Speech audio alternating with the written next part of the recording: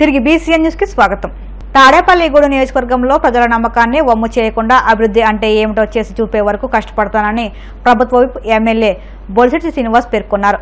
తాడేపల్లిగూడెంలోని 1వ ward Marisetti function హాల్లో కూటమి ప్రభుత్వం ఆధ్వర్యంలో 145 మంది లబ్ధిదారులకు ₹1,39,00,000 విలువైన సీఎం రిలీఫ్ ఫండ్ చెక్లను ఆయన పంపిణీ చేశారు. ఈ సందర్భంగా ఎమ్మెల్యే మాట్లాడుతూ గత 12 నెలలుగా నియోజకవర్గంలో జరుగుతున్న అభివృద్ధి పనులను వివరించారు. ప్రజలకు ఇచ్చిన హామీలకు అనుగుణంగా మేనిఫెస్టోను అమలు చేస్తున్నట్లు ఆయన తెలిపారు. ప్రజా శ్రేయస్ కోసం పనిచేస్తుంది.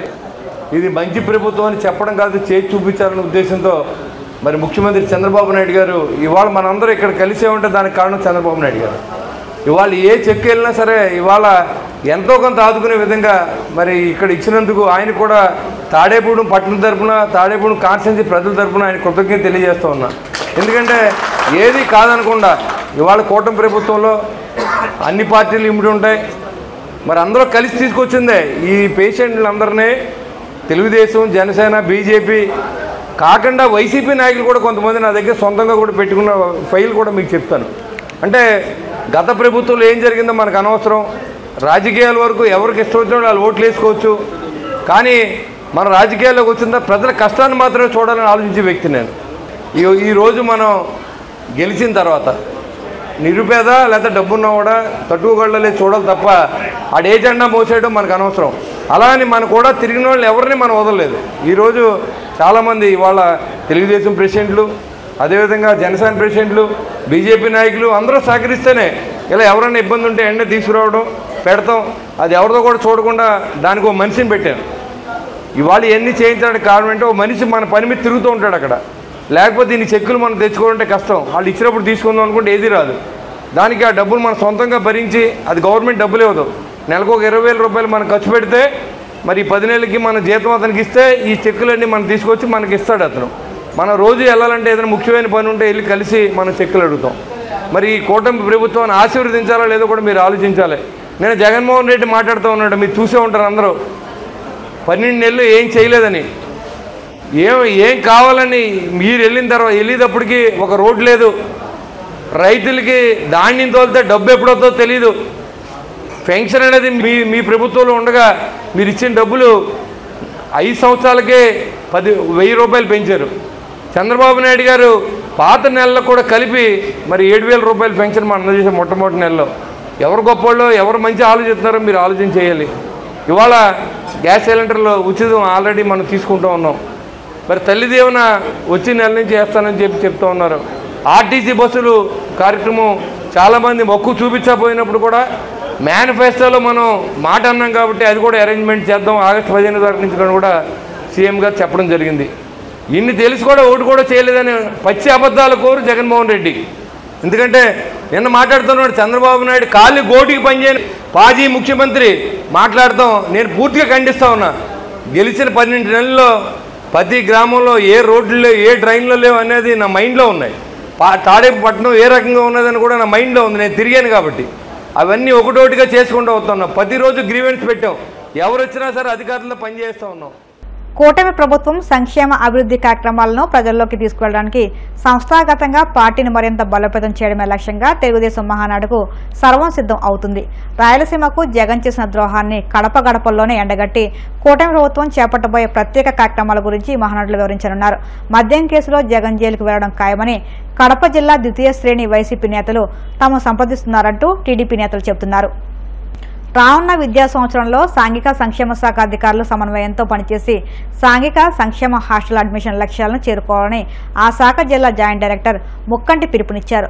ఏలూరు జిల్లా భీమడోలు మండలం పోళ్ల ప్రభుత్వ బాలికల హాస్టల్ ఆవరణలో ఉంగుటూరు పరిధిలో సాంఘిక సంక్షేమ శాఖ అధికారులు సిబ్బందితో సోషల్ వెల్ఫేర్ జిల్లా జాయింట్ డైరెక్టర్ ముక్కంటి సమీక్ష సమావేశం నిర్వహించారు. ఈ కార్యక్రమంలో ఉంగుటూరు పరిధిలోని భీమడోలు, నిడమర్రు, ద్వారకా, తిరుమల మండలాలకు చెందిన ఏఎస్డబ్ల్యూఓ, హెచ్డబ్ల్యూఓ, WA అధికారులు, క్లాస్ 4 సిబ్బంది, పూడ సర్పంచ్ దాయం సుజాత ప్రసాద్ పాల్గొన్నారు.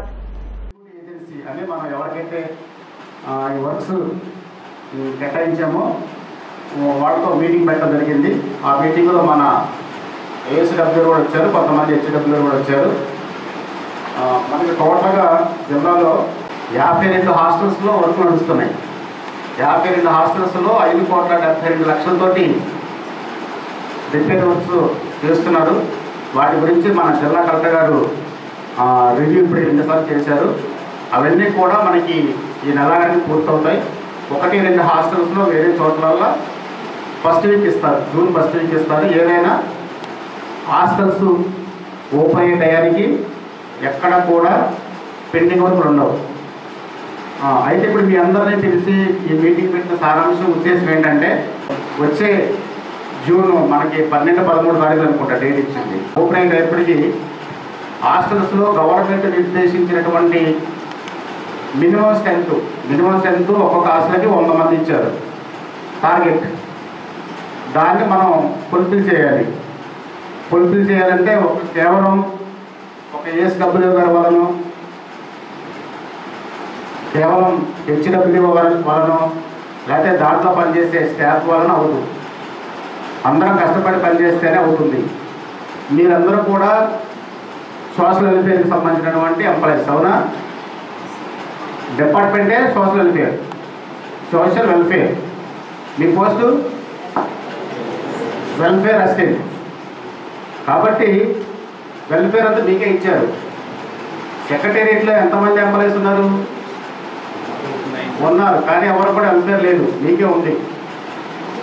మరి అందువలన మీ పరిధిలో పనిచేసేటువంటి ఏరియాలో ఎవరైతే చదువుకుంటూ ఇళ్ళ దగ్గర ఉంటున్నారో వాళ్ళందరినీ కూడా హాస్టల్స్లో చేర్పించేటువంటి ప్రధానమైన కర్తవ్యాన్ని మీరందరూ స్వీకరించాలి. ప్రభుత్వం వారు ఇచ్చినటువంటి మెను చూస్తే చాలా ముచ్చటగా ఉంది, చాలా ఆశ్చర్యకరంగా ఉందంటే దాని అర్థం ఏంటంటే, మన ఇంట్లో కూడా మనం తిన్నటువంటి మెను ఉంది. ఇంత పౌష్టికమైనటువంటి ఆహారాన్ని ప్రభుత్వం వారు నిర్దేశించారు. పిల్లలు చదువులతో పాటు ఆరోగ్యంగా కూడా ఉండాలని పెట్టినటువంటి మెను. అంటే మీకు అందరికీ ఎందుకు చెప్తున్నామంటే, ఇదంతా ఇంత ఫెసిలిటీస్ హాస్టల్స్లో కల్పించబడుతున్నాయి. మీరు పిల్లల్ని 100% హాస్టల్స్లో చేర్పిస్తే వాళ్ళు పురోగతి చెందుతారు, చదువులతో పాటు అన్ని రకాలుగా వాళ్ళు అభివృద్ధి చెందుతారు అని మీరు చెప్పి మోటివేషన్ చేయవలసినటువంటి అవసరం ఉందని మీరు అందరూ పిలవడం జరిగింది. కడప జిల్లా చింతకొమ్మ దిన్నె మండలం గోవల చెరువు ఘాట్ రోడ్లో ఘోర రోడ్డు ప్రమాదం చోటు చేసుకుంది. లారీ కారు ఢీకొన్న ఈ ప్రమాదంలో 4 మృతి చెందగా మరో 3కి తీవ్ర గాయాలయ్యాయి. గాయపడ్డ వారిని కడప రిమ్స్కు తరలించారు. బెంగళూరు నుంచి బద్వేలు మండలం చింతపుత్తలపల్లెకు గ్రామంలో శుభకార్యానికి వెళ్తుండగా ఈ ప్రమాదం జరిగింది. గొవ్వల చెరువు ఘాట్ రోడ్ 4వ మలుపు వద్దకు కారు రాగానే వెనుక వైపు నుంచి యూరియా లోడ్తో లారీ అతివేగంగా వచ్చి ఢీకొట్టింది. ఆ వేగానికి లారీ కారుపై పడడంతో కారులో ఉన్న నలుగురు అక్కడికక్కడ మృతి చెందారు. కారుపై పడ్డ లారీ తీసేందుకు దాదాపు 2 గంటలకు పైగా శ్రమించారు. మొత్తం 7 కారులో ఉన్నట్లు తెలుస్తుంది. ఈ ఘటనపై పోలీసులు కేసు నమోదు చేసుకుని దర్యాప్తు చేపట్టారు. అనగా 24వ తేదీ ఉదయం 9:30 ప్రాంతంలో రాయచోటి వైపు నుంచి ఒక కారు వస్తుండగా ఈ 4th టర్నింగ్ దగ్గర ఒక లారీ, లోడెడ్ లారీ, బస్తాలతో వేసుకున్న లారీ ఓవర్టేక్ చేస్తూ కారును ఢీకొని కారు మీద బ్యాగులు మరియు లారీ పడిపోయినందువల్ల కారులో నజ్జు అయిపోయి అక్కడికక్కడే స్పాట్లో ఇద్దరు చనిపోయారు. మిగతా వాళ్ళందరూ కారులోనే ఇరుక్కున్నారు. ఫైర్ డిపార్ట్మెంట్, పోలీసు, ట్రాన్స్పోర్టు మరియు అందరి ప్రజల సహకారంతో వాళ్ళందరినీ వెలికి తీయడం అయింది. బయటికి 2 ప్రమాద స్థలంలో చనిపోయారు. ఇంకా 5 మందిని హాస్పిటల్ షిఫ్ట్ చేసినాము. పూర్తి వివరాలు బద్వేల్ దగ్గర చింతపతాయిపల్ల బెంగళూరు నుంచి ఫంక్షన్ ఉందని చింతపతాయిపల్లో ఊరికి వస్తూ ఉన్నారు. సో వస్తున్నప్పుడు లారీ కార్ మీద పడి యాక్సిడెంట్ అయ్యింది. మొత్తం 7 మంది. దాంట్లో 2 years పాప, ఒక పాప ఉంది. ఆ పాప అప్పుడే బయటకు వచ్చేసింది. బయటపడిందో తెలియదు, బయటకు వచ్చేసింది. ఆ పాపను చూసి మేము ఐడెంటిఫై చేసి ఆ కారు కూడా కలర్ చూసి మేము చూసి మన వాళ్ళు అనేసి చూస్తే దాంట్లో ఆ పాప కాకుండా ఇంకా 6 మంది కారులో ఉన్నారు. దాంట్లో 4 పెద్దోళ్ళండి. ఒక ఆయన పాప వాళ్ళ నాన్న, చిన్న పాప వాళ్ళ నాన్న, వాళ్ళ అమ్మ, ఆ పాప వాళ్ళ పెద్దమ్మ ఒక ఆమె ఉంది. ఇంకొక ఆమె వాళ్ళ రిలేటివ్స్. ఆ రిలేటివ్స్ వాళ్ళ 2 పిల్లోళ్ళు. అంటే 2 పిల్లోళ్ళు అంతే అండి. చనిపోయిన వాళ్ళ పేర్లు అందరి పేర్లు నాకు తెలియదు. ఆ అన్న పేరు శ్రీకాంత్, వాళ్ళ భార్య పేరు శిరీష, ఆ పాప పేరు త్రిషికానో సంథింగ్, నాకు కూడా ఐడియా లేదు. ఇందాక మేము టిఫిన్ చేస్తా కలిసాం అంతే. అంత ఏ ఊరైంది తెలియదు. వాళ్ళ రిలేటివ్స్ బెంగళూరులో ఉంటున్నారు ప్రెసెంట్. అంటే మేబీ సాఫ్ట్వేర్ జాబ్ అట్లా చేస్తా ఉంటున్నారు, తెలియదు, నాకు కూడా ఐడియా లేదు. వీళ్ళైతే సాఫ్ట్వేర్ జాబ్ చేస్తా వాళ్ళ కార్లోనే ఇంటికి వస్తున్నారు ఫంక్షన్ అని. వాళ్ళని కూడా తీసుకొస్తున్నారు. நிக்க பிரேக் ஃபெயிலியர் ஆயிடுச்சு. பிரேக் நிக்க, ஆமா பிரேக் ஃபெயிலியர் ஆயிடுச்சு. வேகம் ஏறாத பிரேக் ஃபெயிலியர். వార్తలు ముగించే ముందు ముఖ్యాంశాలు మరొకసారి. బాపట్ల జిల్లాలో మంత్రులు అచ్చెన్నాయుడు, గొట్టిపాటి రవిలు పర్యటన.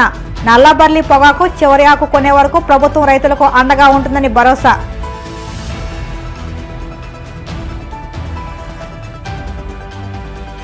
కడప జిల్లాలో 3 ఏళ్ల బాలికపై అత్యాచారం దారుణం. నిందితుడిని కఠినంగా శిక్షించాలని వైసీపీ ఎమ్మెల్సీ వరదు కళ్యాణి డిమాండ్.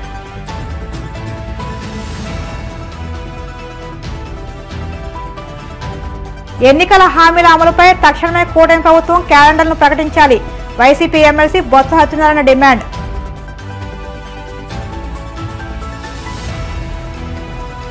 సింహాద్రి అప్పాలను దర్శించుకున్న రాష్ట్ర ఎన్నికల కమిషనర్ నీలం సాహ్ని దంపతులు. ఆలయ మర్యాదలతో స్వాగతం పలికిన అధికారులు. ఈ వార్తలు ఇంతటితో సమాప్తం. మరిన్ని వార్తల కోసం BCN digital YouTube channel, Facebook పేజీని ఫాలో అవ్వండి. అప్డేట్ వార్తల కోసం ప్లీజ్ సబ్స్క్రైబ్.